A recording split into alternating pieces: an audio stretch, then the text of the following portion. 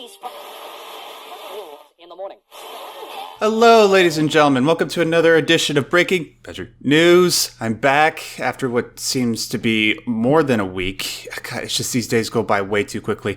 I am your host, as always, Maximilian Julius Darrett, and today I present to you one of the greatest anime crossovers in history. I am, of course, talking about the fact that joining me today is a woman who is definitely definitely not Daredevil. I'm so sorry. That's all right. Aydin Paladin. Aydin, what's going on? Secret identity exposed. Hey, how's it going? I'm good. Yeah, Alison told me that you'd be perfect for this particular story. I'm pretty sure you'd be good for any story, but for this particular story, I'm guessing we shall see why in just a second. Got some good news coming out this past week. On Wednesday, May the 9th, which is tomorrow as of the time that we're recording this, hundreds of academics and professional staff at the University of Melbourne will walk off the job for 4 hours. This is in response to a new proposed workplace agreement put forward by the university, which will change the definition of academic freedom. According to the National Tertiary and Education Union, this change will result in zero legal protections for its staff if they make controversial public comments. The aforementioned union's branch secretary for the University of Melbourne said the following in response, quote, "We view it as a controlling measure. The university is saying, we are watching what you say. Academic freedom allows staff to not be nervous about how they conduct their research and what they say and what they do. The current expired agreement lets staff engage in critical inquiry, intellectual discourse, and public controversy without fear of favor, but does not include the right to harass, intimidate, or vilify." That's a direct quote. This has been removed from the proposed new agreement. The new agreement simply says it will regard academic freedom. Okay. A university spokeswoman, forgive my subtle sexism. You gotta be careful. Said the institution was committed to replacing an outdated industrial document with tailored, clear, and modern agreements for academics and professional staff. It seems that the staff have been spending the last 16 months negotiating with the university primarily over this issue. Now, this is interesting because given the way that universities have treated the issue of freedom of expression, at least here in North America, this seems kind of unprecedented, but I guess it's sort of expected when public sector jobs are at risk, that all of a sudden all the teachers tend to give a shit. Aydin, your thoughts on this particular story? It's actually a good sign to see that there are people who are fighting back against it. There are people within academia who are not just willing to lie over and take it, but it is Australia, so that might be partially it. I think with the massive success of Dr. Peterson, he's been able to maintain his job, but I think that's only really because of his notoriety. We've seen things like, I forget now, it was the university where the graduate teaching assistant was reprimanded, who recorded it. Oh, that's Wilfrid Laurier. Right. And there's fear. There is fear for anyone in staff, because if you're a graduate student and you teach a class in any way as she did, you're considered part of the staff. You are in a contract. So, of course, the things that are of concern here are the words regard academic freedom. And that would be contentious about the new document they're trying to put in place. Because it doesn't sound like they're going to really be protecting your right to say what you want to say. So good for them. And I think it's a positive sign overall for the gestalt of academia, such as it is across the English-speaking world, that people are standing up against this. Mm-hmm. Yeah, it's actually quite reassuring. The fact that you can really be all boiled down to just what people like Dr. Peterson have accomplished just by saying no and bringing attention to what can happen when you do say no, that a whole bunch of people are starting to tip away from their normal preference for upholding social justice standards towards actually realizing, okay, no, we gotta set principles here and make sure that we can continue to do our research, otherwise the bad guys come. And it's really telling.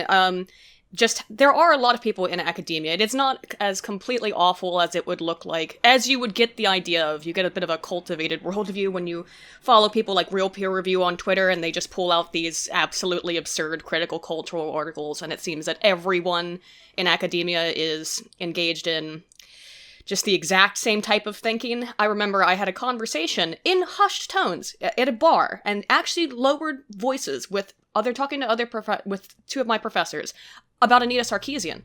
This was years ago now, just mentioning her name because game studies people, and they said, no, we don't agree, her thesis is garbage, what she's saying is wrong, but we can't talk about it. We have to, But if you, and that's, yeah, again, what Dr. Peterson represents is maybe it's time to stop hushing ourselves and and lowering our voices and actually say what you think, because that's the point of the ivory tower, right? Mm-hmm.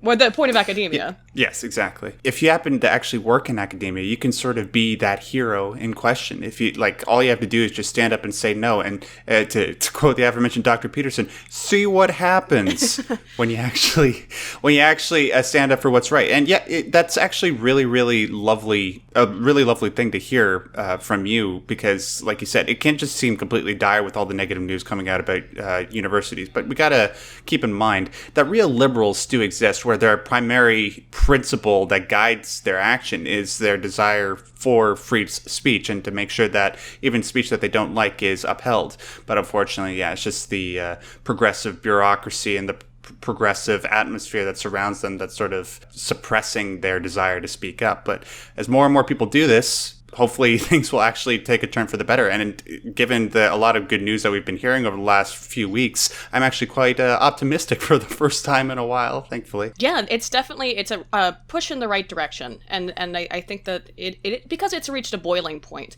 Up until this point, it has been, people will just go along, a lot of academics will just go along, stay silent, because they're afraid to lose their rice bowl. They're afraid to lose their means of survival, their jobs that they have worked for 12 years plus. That's just to get the degree. We're not talking about now putting time in if you're non-tenured. Right. And to lose all of that is a horrifying prospect. But, someone has to, there will be people who will be martyrs, and we've seen martyrs. So, yeah, I think it's reached the tipping point where things are getting so ridiculous, you can't stay silent anymore. Yeah, just one other thing before we tune off. This isn't just limited to people that are staff for universities. This is also the same thing for students. You can also stand up and say no to what's going on. This is something that I've been doing, and stay tuned to my personal channel, where I'm probably going to be putting out a video over the next couple of days where I show a video that I recorded in my Third Reich class at my university, where my professor compares Hitler to Trump. So that's just one part. Yeah, one part that you can do if you happen to not be all the way up in that particular system. But also, when you're doing that, make sure you don't become a stupid martyr. Don't become a martyr just for the sake of being a martyr. Make sure that you have a plan in place. Make sure that you're recording everything. And then maybe you can be successful like Dr. Peterson or the aforementioned Lindsay Shepard at Wilfrid Laurier. And the more you do that, the faster this whole thing can come to an end. Yeah, agree completely. Anyways, ladies and gentlemen, thank you so much for joining us for this particular edition of Breaking Badger News. I want to thank Miss Aydin Paladin for joining me on such short notice. This was definitely the greatest anime crossover ever. Simpsons and whatever she is. I'm kidding. Anyways, if you will like this particular video, make sure you hit that like button. It really helps us out over here on Honey Badger Radio. It tells the YouTube algorithm that our content is worth watching and spreads our videos around to much more people, a greater audience, and they might be more inclined to do things like subscribe. And speaking of which, if you haven't subscribed to this channel, make sure you hit that subscribe button. We do tons of videos here at Honey Badger Radio pretty much every single day, really. And until next time, stay yellow.